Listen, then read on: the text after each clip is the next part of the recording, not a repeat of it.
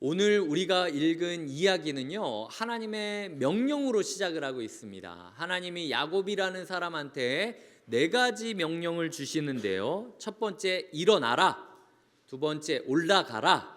세 번째, 거주하라. 네 번째, 제단을 쌓으라. 일어나라, 올라가라, 거주하라, 제단을 쌓으라.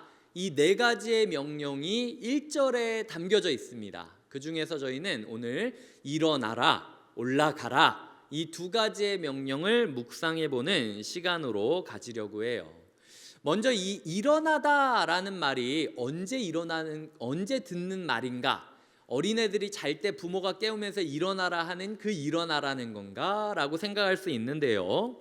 야곱은 이 똑같은 동사를 아빠 엄마에게 이미 들은 적이 있습니다. 창세기 27장 43절에 보면 어머니가 야곱한테 이렇게 말을 하는데요. 내 아들아, 내 말을 따라 일어나 하란으로 가서 내 오라버니 라반에게로 피신하여 라고, 일어나와 피신하여가 이렇게 짝을 지어지고 있습니다. 그냥 자는 애 깨울 때 일어나라고 일어나라는 말을 쓰는 게 아니라 마치 집에 불이 났을 때, 지진이 일어났을 때 빨리 일어나서 도망가야 된다, 피신해야 된다라는 이야기를 할 때 일어나라 라고 막 깨우는 모습을 가지고 있다라는 거죠. 엄마만 이 일어나라는 얘기를 하는 게 아닙니다. 28장 2절에 보면 아버지 이삭이 야곱에게 일어나 가서 라고 이야기를 하면서 똑같은 상황에서 엄마뿐만 아니라 아빠도 일어나라, 너 가야 된다 라고 이야기하는 모습을 그리고 있다라는 거죠. 만약 이 상황이 어떤 상황이냐면, 형인 에서가 동생 야곱을 죽이려고 칼을 갈고 있을 때 아빠 엄마가 얘기한 거예요. 너 지금 이러고 있을 때가 아니야, 빨리 도망쳐야 된다, 너 이러다가 죽는다 라는 이야기를 하고 있는 거거든요. 누가 우리를 죽이려고 달려든다면 어떻게 하시겠습니까? 생각하고 토론하고 고민한 다음에 움직이시겠습니까? 바로 도망쳐야 돼요. 망설이면 안 됩니다. 즉각적으로 움직여야 된다라는 거예요. 망설임 없이 즉각적으로 특별한 결심을 하는 것, 요게 일어나다라는 단어에 포함되어 있는 의미라는 거죠. 망설이지 말고 즉각적으로 특별한 결심을 해야만 한다, 지금은 그런 비상 상황이야 라고 이야기를 하는 게 올라가다, 그 이야기를 하는 게 일어나다라는 동사가 뜻하는 의미라는 거죠. 그럼 두 번째로 올라가다라는 의미를 생각해 보겠습니다. 지도를 딱 깔아놓고 보시면은요, 세겜은 북쪽이고요, 베델은 남쪽입니다. 그러니까 지도를 보시면서 지리적으로 봤을 때는 베델로 내려가라가 맞아요. 근데 이 지도를 평면으로 보는 게 아니라 입체적으로, 지형적으로 보면은요, 세겜은 골짜기였고요, 베델은 산지였습니다. 높이 차이가 한 300m 정도 되는 거리였다, 높이 차이가 난다라고 보시면 될 것 같아요. 그러니까 300고지라고 볼 수 있겠죠. 그러니까 이제 이 300이라는 숫자가 우리가 느낄 때에 우리 서울에 있는, 경기도에 있는 산들 보면은 300이 그렇게 높은 산인가? 라고 생각이 될 정도로 아주 막 못 오를 산은 아니에요. 하지만 여튼 베델이 높은 데에 있었기 때문에 하나님이 올라가라 라고 이야기를 하고 있다라는 거죠. 그 명령을 따라서 야곱은 즉시 일어나서 올라갑니다. 이 20마일 정도 되는 거리, 32km 정도 되는 거리였어요. 이 세겜에서 베델까지 32km 되는 거리, 300m 정도 되는 높이를 향하여 집의 식구들을 다 이렇게 닥달을 해가지고 이삿짐을 들쳐업게 한 다음에 32km를 걸어가고 있는, 그것도 언덕길을 올라가고 있는 야곱의 모습을 그리는 게 오늘 본문이라고 보시면 될 것 같습니다. 남의 일이라고 생각을 하면요, 300m 그 산 올라가는 거 누가 못 올라가나, 30km 가는 거 그 며칠 가면 가겠지, 하루 종일 걸으면 금방 걷는 거 아닌가? 라는 생각이 들 수도 있습니다. 근데 기억하셔야 될 게, 야곱의 나이가 지금 몇 살인가? 104세 전후입니다. 이 중에 104세 되신 분 계십니까? 백사세 안 됐는데 우리가 야곱 별거 아니네라고 생각하면 안 된다라는 거예요. 이 천국에 있는 야곱이 화낸다는 겁니다. 니네 100살 넘은 적 있어? 내가 지금 104세 때 짐 싸들고 움직이라고 하는데 어떤 마음이었는지 니네가 알아? 라는 마음이 들 정도로 야곱이 헉헉거릴 때라는 거예요. 거기다가 32장에 보면 기도할 때 하나님이 야곱의 환도뼈를 치십니다. 환도뼈가 어디냐? 엉덩이와 이제 골반 사이에 있는 긴 뼈인데, 이게 백과사전을 찾아보니까 사람의 몸에 있는 단일한 뼈 중에 가장 길고 굵은 뼈다라고 이야기를 하더라고요. 척추는 하나의 뼈가 아니라 몇 개가 이렇게 연결된 거지 않습니까? 이거는 긴 뼈가 있어서 몸의 중심을 잡을 때 도와주는 역할을 한다고 해요. 근데 그거 다른 사람도 아니라 하나님이 아작을 내신 거잖아요. 그래서 야곱이 항상 걸을 때마다 절뚝거리면서 걸었다라고 이야기를 하거든요. 엄살이 아니라 에서라는 그 야곱의 형이 야곱을 원래 죽이려고 400명의 군사를 데리고 왔습니다. 근데 갑자기 에서가 생각했을 때는 야곱이 금이 환영하는 것처럼 아주 그냥 멋지게 돌아올 줄 알고 시샘이 나가지고 죽이겠다고 달려든 건데, 야곱이 저 뒤에서 완전 쩔뚝쩔뚝이면서 오는 거예요.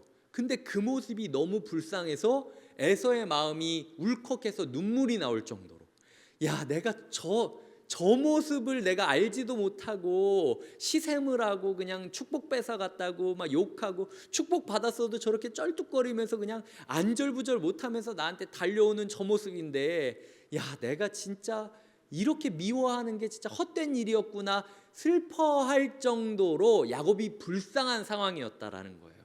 근데 그 야곱이 32km를 걸어야 된다는 거예요. 300m 고지를 등산해야 된다라는 거죠.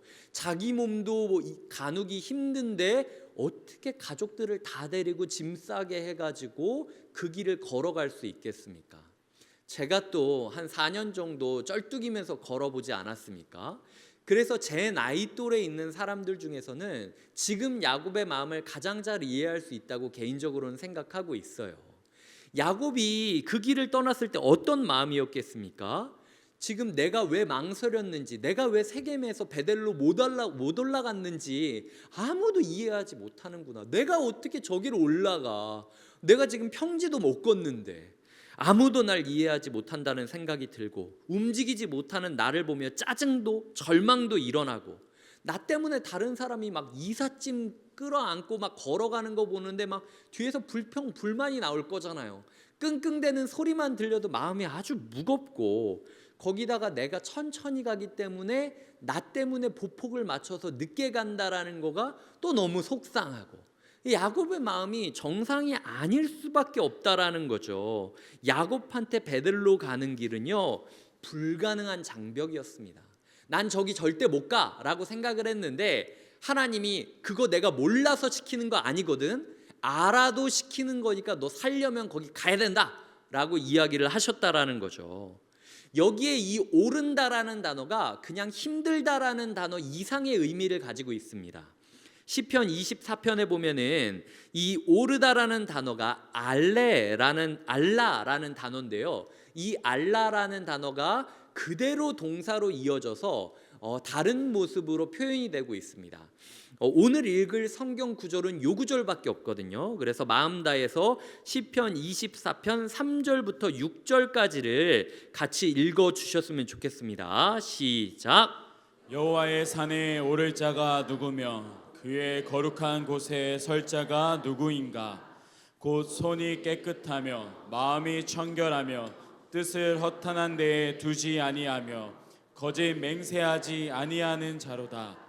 그는 여호와께 복을 받고 구원의 하나님께 의를 얻으리니 이는 여호와를 찾는 족속이요 야곱의 하나님의 얼굴을 구하는 자로다. 예, 이 셀라라는 단어가 아멘이라는 단어랑 똑같습니다. 자, 보시면은요, 여호와의 산에 오를 자, 그리고 마지막에는 야곱의 하나님의 얼굴을 구하는 자라고 이야기를 하면서 오른다라는 단어와 야곱이라는 단어가 시작과 끝을 딱 맺고 있습니다. 즉 시편 24편 오늘 본문은 창세기 35장 우리가 읽었던 본문을 그리고 있는 거예요. 그때 야곱이 드렸던 올라감을 우리도 오늘 올라가며 추구해야 된다라고 이야기를 하는데, 성전이 이스라엘에게 있어서는 가장 높은 곳에 있었어요. 그래서 예배드리러 갈 때는 항상 올라간다라고 표현을 했습니다.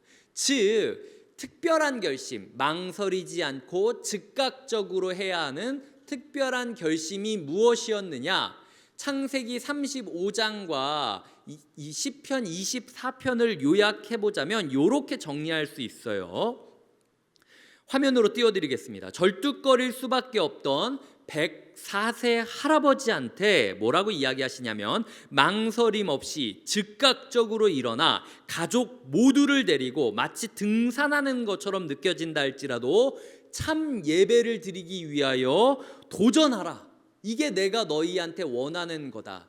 그냥 일어나라가 아니고, 그냥 올라가라가 아니고, 너 힘든 거 알아, 너 지친 거 알아, 할 수 없다고 생각하는 거 알아. 그래도 일어나라, 결단해라, 그리고 올라가라, 힘들어도 해봐라 라고 이야기를 하는 것. 무엇을? 참 예배를 진짜 드리기 위하여 몸부림을 좀 쳐봐라 라고 이야기를 하고 있다라는 거죠. 그래서 이 알라라고 하는 오르다라는 동사를 어떤 책에서는요, 순례라는 함축된 의미가 담겨져 있는 동사다라고 말하곤 합니다. 저희가 뭐 산티아고 순례길 뭐 이렇게 되면 한 달 동안 코스로 걷곤 하잖아요. 하나님께서 이야기하시는 거죠. 인생에 단 한 번만이라도 좋으니까 너의 삶을 박차고 일어나서 진짜 예배 드리기 위하여 내가 여기까지 해봤다 라고, 내가 104세 할아버지 절뚝거리는 모습으로 평지도 걷지 못하고 내 딸린 식구들이 끙끙거리는 걸 알면서도 불구하고 진짜 예배 드리려고 여기까지 해봤다 라고 하는 일이 너의 평생에 있었느냐? 하나님께서 일어나라 올라나라 라는 말이 바로 이것을 뜻하는 말이라는 거죠. 야곱의 놀라운 점은요, 100% 순종했다라는 겁니다. 전에 제가 엘로의 이스라엘이라는 이야기를 하면서 야곱의 삶에 100%의 진심은 있었지만 100%의 순종은 없었다. 자기가 편한 것만 순종하는 예배를 드렸기 때문에 아무리 놀라운 고백이었어도 그 예배는 반쪽짜리 예배였다. 이렇게 제가 이야기를 드렸잖아요. 근데 여기선 100% 순종이 있었던 거예요. 2절에 보면은 야곱이 이에라고 이야기를 합니다. 뭐 가타부타 말하는 게 없어요. 야곱이 장사꾼입니다. 엄청나게 협상을 잘할 수 있는 사람이에요. 그런데 하나님이 이야기를 했을 때, 하나님 저 104살입니다. 그리고 저 절뚝거리는 거 하나님이 한 거잖아요. 아니 하나님이 나한테 이렇게 하셨는데 이 정도는 이해해야 되는 거 아닙니까? 아니면 대책을 주시던지요, 제가 올라갈 수 있게. 이런 식으로 협상할 수 있는 여지가 있었다라는 거예요. 근데 야곱은 한마디도 하지 않습니다. 야곱이 이해, 즉각적으로 순종하는 모습을 보이고 있다라는 거죠.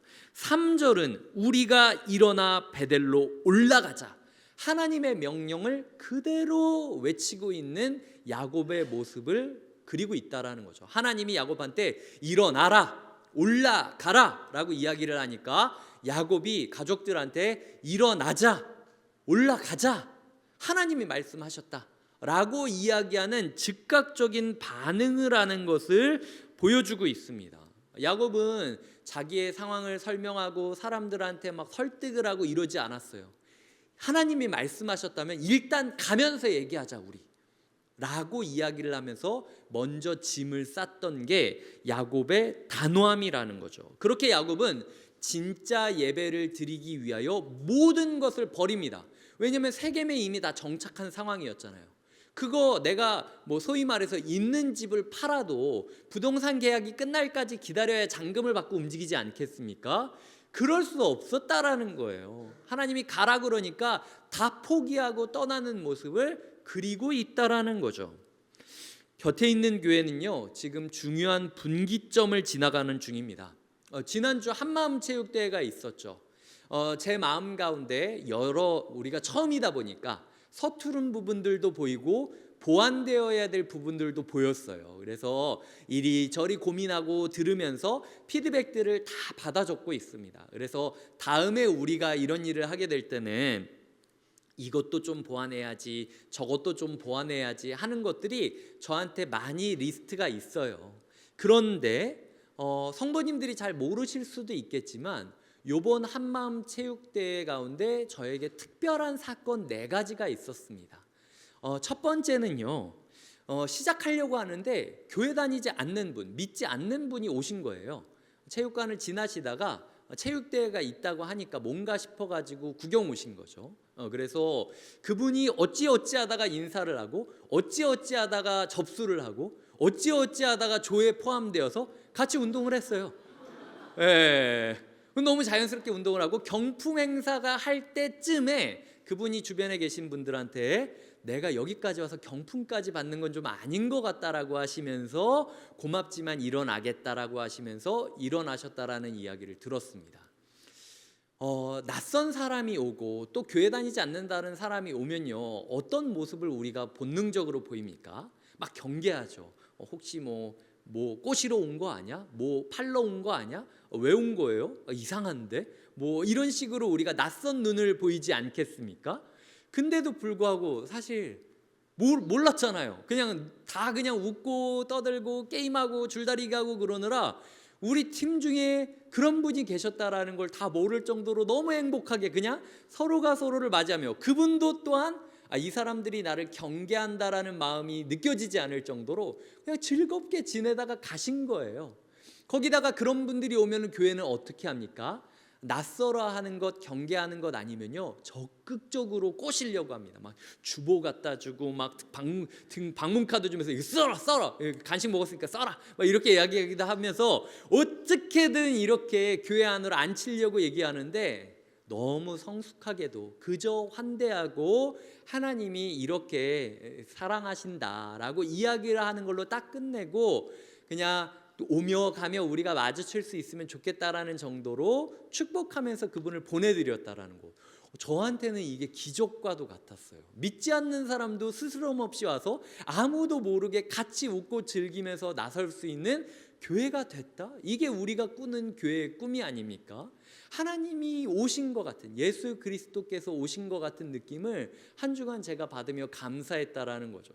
두 번째 사건은요, 아이 중에서 부모님이 다른 교회 다니시거나 아니면 우리 교회 등록하지 않은 아이가 있었습니다. 맨날 그 아이가 교회에 나올 때마다 제 마음 가운데 기도가 있었어요. 왜냐하면 다른 친구들 막 부모님 손잡고 오고 그러는데 이 친구가 좀 어떤 마음일까라는 걱정이 있었던 거죠. 그런데 우리 교회 등록하지 않으신 그 분이 아이 때문에 오신 거예요. 이렇게 체육대회를 해야 된다고 낯선 공간에서 모여야 되니까 평소처럼 내려다 주고 갈 수가 없는 거죠. 그래서 와가지고 같이 게임했어요. 근데 성도님들은 모르시죠? 저는 그 아이의 얼굴을 봤습니다.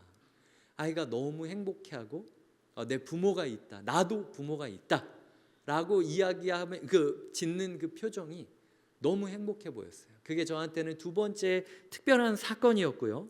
세 번째로는 등록하지 않은 분들이 계세요. 우리가 함께 예배드리고 있지만 아직 방문카드 쓰지 않으신 분도 있고요. 등록하셨는데도 아직 등록 신방 못 받아서 새가족 절차가 끝나지 않은 분도 계십니다. 처음에는 막 뒤에 옆에 막 관중석에 이런 데 올라가셔서 되게 쭈뼛쭈뼛거리면서 계셨어요. 근데 이내 사람들이 찾아가고 인사하고 그러면서 그분들이 내려와가지고 같이 게임을 하면서 나중에 막 끝나고 나서는 막 땀도 빼고 웃고 하다 보니까 그냥 헉헉이면서 웃으시는 모습을 제가 보게 되었다라는 거죠. 그래서 등록 안 한 사람도 여기 와서 같이 또 이렇게 웃고 즐기면서 인사할 수 있다. 이게 저한테 세 번째 감사 제목이었고요. 네 번째는요, 사실은 우리 교회 가운데 운동할 수 없는 사람들이 있어요. 완전 어린 아기, 아니면은 연로하셔가지고 운동하다가 다칠 수 있는 분들. 근데 이분들이 나는 이거 못하는 거니까 나를 배려 안 한 거다, 나는 간다, 이게 아니라 돗자리 깔고 앉으시고 의자 위에 걸터 앉으셔서 내가 운동을 못하는데도 불구하고 계속 박수를 치시면서 잘한다 잘한다 우리 팀 잘한다 이렇게 얘기하시는 걸 보면서요, 이게 진짜 제 마음에 큰 감사였습니다. 곁에 있는 교회가 기능이나 역할로 움직이는 게 아니라 사랑과 축복으로 움직이는 교회구나. 그래서 우리가 실제로 이걸 뛰어들지 못한다 할지라도 지켜보며 축복해 줄 수 있는 교회구나라는 게 저한테 큰 감사가 되었다라는 거죠. 이 감사들이 제 마음 가운데 충분히 가치 있는 시간이었다라는 의미를 부여해 주었다라는 겁니다. 그런데 한 주간 제가 그렇게 감사하며 시간을 보내던 중에 말씀을 준비하며 하나님께서 제 마음 가운데 쿵 주셨던 이야기는 하나 되는 게 끝이 아니다. 어떤 하나됨을 추구해야 될지 너희가 이제 결정해야 된다라는 이야기를 하는 거죠. 제가 자막으로 보여드리겠습니다. 너희의 그 하나됨으로 무엇을 할 것이냐? 사교 클럽이냐? 예배 공동체이냐? 망설임 없이 즉각적으로 진짜 예배를 드리기 위하여 몸부림치는 건강한 하나됨을 추구하는 공동체를 너희가 이루어야 된다. 그게 교회야 라고 이야기하시는 것이 오늘 일어나라, 올라가라 라고 이야기하시는 하나님의 말씀이 저에게는 이런 의미로 다가왔다라는 거죠. 10월 9일부터 곁에 있는 교회 첫 번째 특별 새벽 기도회가 열립니다. 이제 특별 새벽 기도회를 제가 줄여서 특새라고 부를게요. 거창한 꿈이나 플랜이 있으십니까? 죄송하지만 없습니다.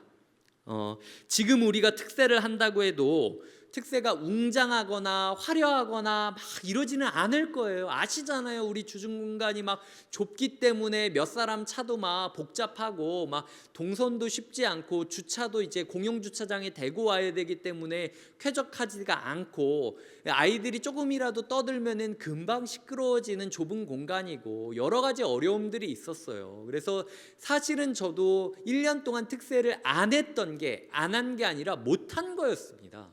왜냐하면은 하려고 하면 준비가 필요한데 아직 준비가 더 필요하지 않나? 라는 고민이 되었기 때문이에요. 그런데 제 마음 가운데 그럼에도 불구하고 특새를 왜 해야 되냐? 라고 물어보신다면요, 저는 사랑하기 때문이다라고 답하고 싶어요.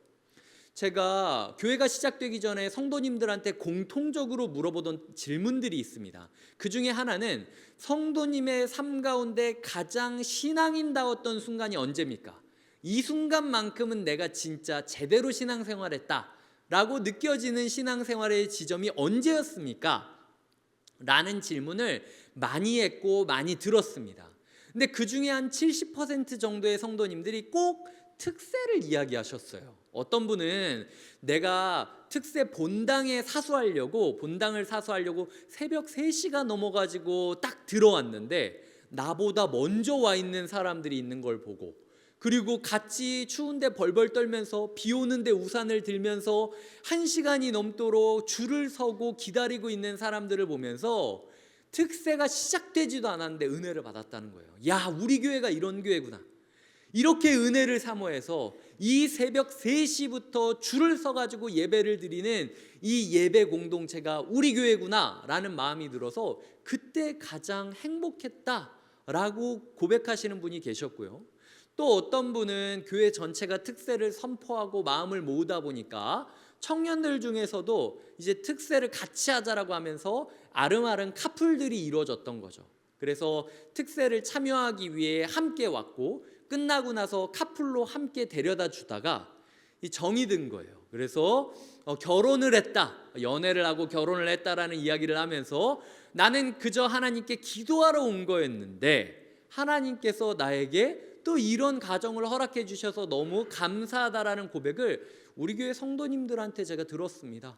그리고 어떤 분은 이전까지는 계속 미뤄오던 문제가 있었는데 이 일주일 내내 찬양하고 일주일 내내 기도시키고 일주일 내내 말씀 듣고 하니까 이 문제를 피해갈 수가 없는 거예요. 그래서 영적인 대청소가 되듯이 이 문제를 어쩔 수 없이 싹 찬양과 기도와 말씀이 씻어주는 걸 보면서 내 삶에 있어서 특새가 정말 행복했다라고 이야기하시는 성도님들이 있었습니다.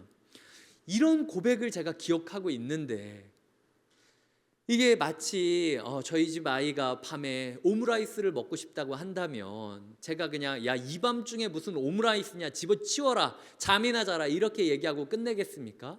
진짜 울면서 너무 먹고 싶다라고 계속 이야기를 한다면 집에 햇반밖에 없어도 햇반 꺼내서 데우고, 할 수 있는 게 막 멋있게 오므라이스처럼 이렇게 못하고 계란 후라이 붙이는 것밖에 못해도 계란이라도 좀 붙여주고, 올려서 야채 없어도 케찹 뿌려주고, 햇반에 계란 후라이에 케찹 뿌려서 비벼주는 거라도 하는 게 그게 부모 사랑 아닙니까? 그리고 만약 아이가 아니 왜 남의 집은 오므라이스 이렇게 멋지게 야채도 해서 해주는데 아빠는 왜 그거 못해요? 라고 그러면 그 뭐라고 얘기하겠습니까? 미안하다는 말밖에 못하지. 그게 사랑이라는 거예요. 제가 성도님들을 봤을 때 성도님들의 인생에 있어서 가장 찬란하게 빛났던 순간이 특세라면 적어도 한 번쯤은 제대로 내가 해줄 수 있는 게 햇반에 계란 후라이에 케첩밖에 없다 할지라도 사랑으로 내가 이걸 하면서 비벼주면서 이거라도 미안한데 먹어달라고 이야기하는 그 사랑이 우리 교회 가운데 있었으면 좋겠다라는 꿈을 꾸기 시작했다라는 거죠.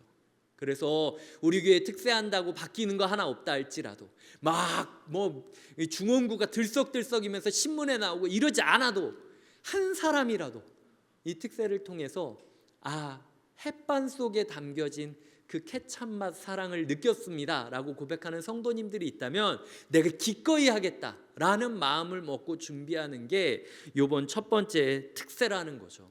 하나님께서 우리에게 말씀하시는 겁니다.